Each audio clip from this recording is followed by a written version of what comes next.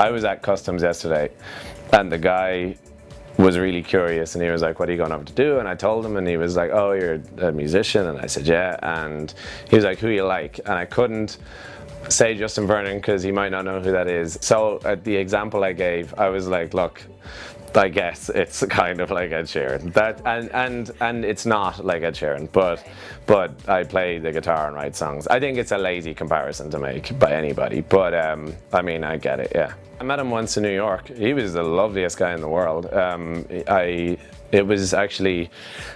was one of the first sort of like trips I had to take for music, and I got to play him some songs, and it was this really strange, like nerve-wracking thing where Ed Sheeran was sitting here and I was playing songs, and but nah, it was really positive, and he was a really, really nice guy. I played 2 different songs, and one of them is called For Island Fires and Family, and for me it's quite a gratuitous, like 5.5 minute, like it's one of those songs where you like love releasing it because it's a total sort of like selfish thing, and he said he liked the lyrics in that, and then I played him another one that I wasn't as sort of happy with personally, and he loved that one. He was like, that's the best song I've heard today, and I was like, all right. So I don't know.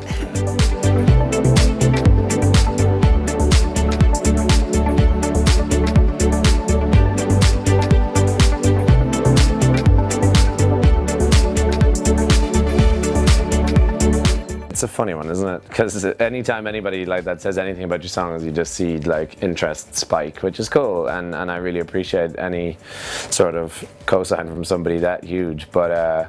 But yeah, I think, I don't, like, in a kind of cynical way, I don't think there's anything remarkable about using the word reverie. You know, I hope people can kind of strive to like use words like that in songs, yeah. In the last few years, I've been listening to an awful lot of hip hop, and I think that comes through in a really organic way where I don't end up like trying to be something I'm not, but it might just, I might work with a producer who says like the way I write reminds them of a certain hip-hop artist, or the way I deliver lyrics or the way I sing is kind of, and so in that sense it's something I don't even notice, but it comes through in a way, I guess. There was that time in Mike Dean's when there was like this FaceTime call from Travis Scott, and Mike Dean had played him one of my songs, Moments Past, and he said he was into it, yeah. It's so bizarre to be on FaceTime with Travis Scott and to even just be in that situation and to have someone say they like your stuff. That's all I care about. It's like, there's so much where like certain artists are at a certain level, and you can, and there could be this culture of like trying to attach yourself to someone else's ascent, you know what I mean, and to try and just want to be part of their success. But like,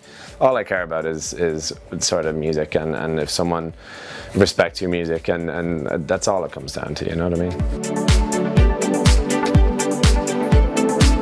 Someone asked me recently if Without Fear was a message almost to myself, and I thought that was a really good way of looking at it, as in it's almost a reminder to yourself to live that way, and I guess that's what runs through the album. If I had to like narrow it down to one theme, I guess I would say it's just about how fragile everything is, how you need to live a certain way because life is so short, and you just need to make sure that you kind of tell the people you care about them, and just sort of live spontaneously and just say everything you want to say, because everything is so brief and so fragile. And that is probably like one thing that sort of dominates my thoughts more than anything, is probably like the passing of time and how everything is sort of like super finite. For me, it's important to write in such a way that people aren't going to be like, oh, that's that guy writing that song about that person again. If somebody lost a parent recently, you want them to be able to relate